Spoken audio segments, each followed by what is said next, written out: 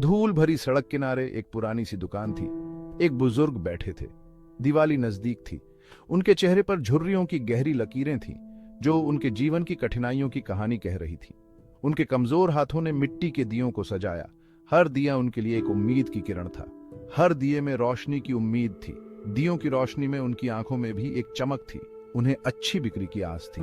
वह हर गुजरते पल के साथ ग्राहकों का इंतजार कर रहे थे। उन्हें हर रुपये की जरूरत थी। उनके पास गिनने के लिए कुछ ही सिक्के थे। लोग भागते दौड़ते जा रहे थे। बाजार की भीड़ में हर कोई अपनी धुन में मस्त था। किसी ने उनकी मामूली चीजों पर नजर भी नहीं डाली। वह बस एक अनदेखी कहानी बनकर रह गए। दिन ढलने लगा।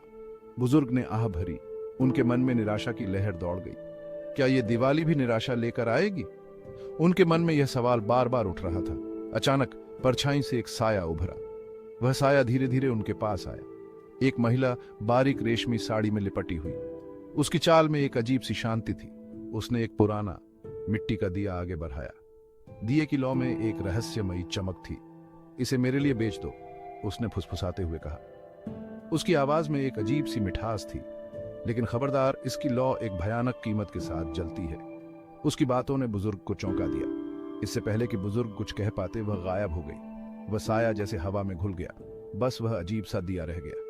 बुजुर्ग ने दिए को ध्यान से देखा। उसकी लौ में छिपे रहस्य को समझने की कोशिश की। बुजुर्ग को बेचैनी होने लगी। उनके माथे पर पसीने की बूंदें चमकने लगीं और उनकी आंखों में चिंता साफ झलक रही थी। महिला की बातें उनके दिमाग में गूंज रही थीं। उसकी आवाज, उसकी चेतावनियां, सब कुछ उन्हें परेशान कर रही थी। फिर भी उन्हें पैसों की सख्त जरूरत थी। उनके पास कोई और विकल्प नहीं था और उनकी आर्थिक स्थिति दिन ब दिन बिगड़ती जा रही थी। उन्होंने उस अजीब दिए को अपने बाकी दियों के बीच रख दिया। यह दिया बाकी दियों से अलग था, मानो उसमें कोई रहस्य छिपा हो। उसमें एक अजीब आकर्षक आभा थी। यह आभा इतनी रहस्यमयी थी कि कोई भी इसे नजरअंदाज नहीं कर सकता था। एक जटिल डिजाइन, मानो जिंदा हो। एक युवक वहां रुका और उस दिए को ध्यान से देखने लगा। उसकी नजर उस अजीब से दिए पर पड़ी। वह दिए की ओर खींचता चला गया, मानो कोई अदृश्य शक्ति उसे खींच रही हो। कितने का है? उसने मंत्र मुग्ध होकर पूछा। बुजुर्ग झिझके। उनके मन में कई सवाल उठने लगे। उन्हें मना कर देना चाहिए था, लेकिन उनके पास कोई और चारा नहीं था। और वह जानते थे कि यह दिया बेचने से उन्हें कुछ राहत मिलेगी।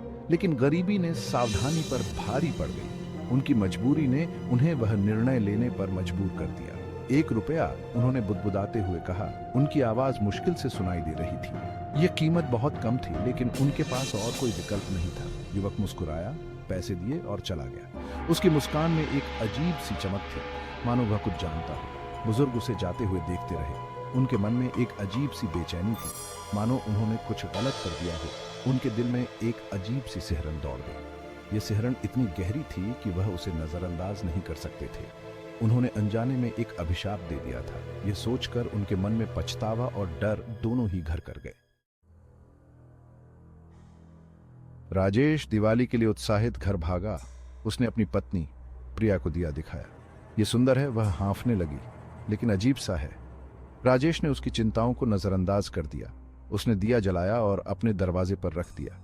हवा में एक अप्राकृतिक ठंड फैल गई। लौ एक अजीब हरे रंग में जल रही थी। उस रात प्रिया चौंक कर उठी। एक ठंडा हाथ उसके कंधे पर था।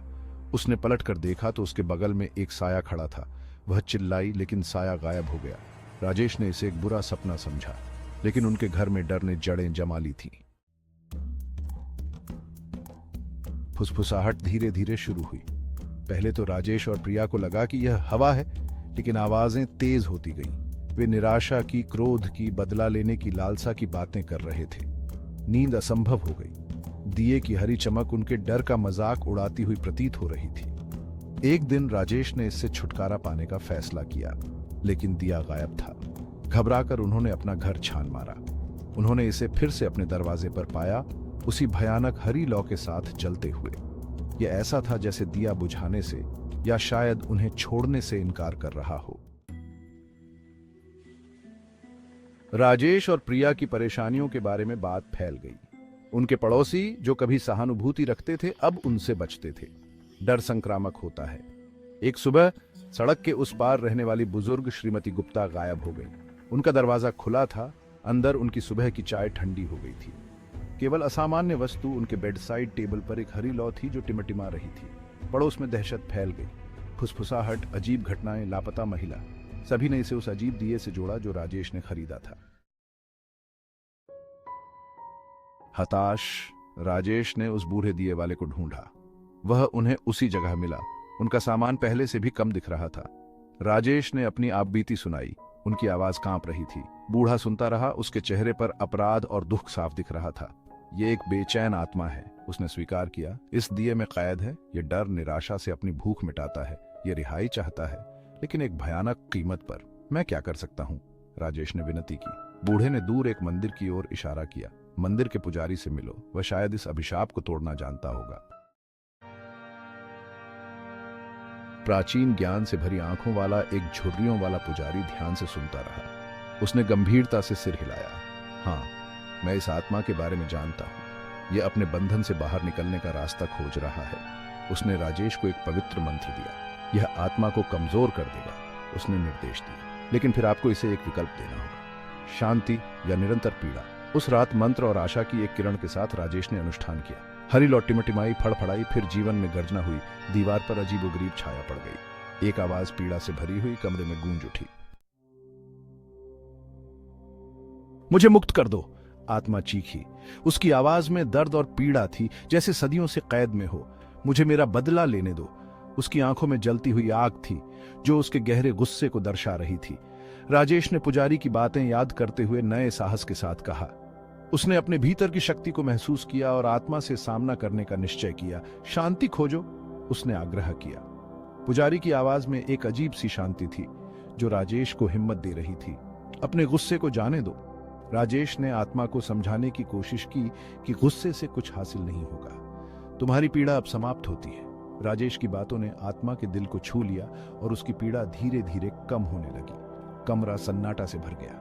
हरी लौ बेतहाशा नाची, जैसे किसी अदृश्य शक्ति से संचालित हो रही हो। फिर धीरे धीरे एक कोमल, शांत नीले रंग में बदल गई। ये बदलाव एक नई शुरुआत का संकेत था। घर पर शांति का एहसास छा गया। फुसफुसाहट बंद हो गई।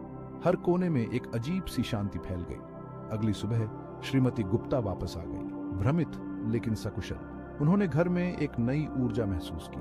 दिए की लौ अब एक शुद्ध, चमकदार सफेद रंग में जल रही थी। यह लौ अब शांति और पवित्रता का प्रतीक बन गई थी। आत्मा चली गई थी, उसकी जगह शांति के भाव ने ले ली थी। घर में अब कोई डर नहीं था, केवल शांति और सुकून था।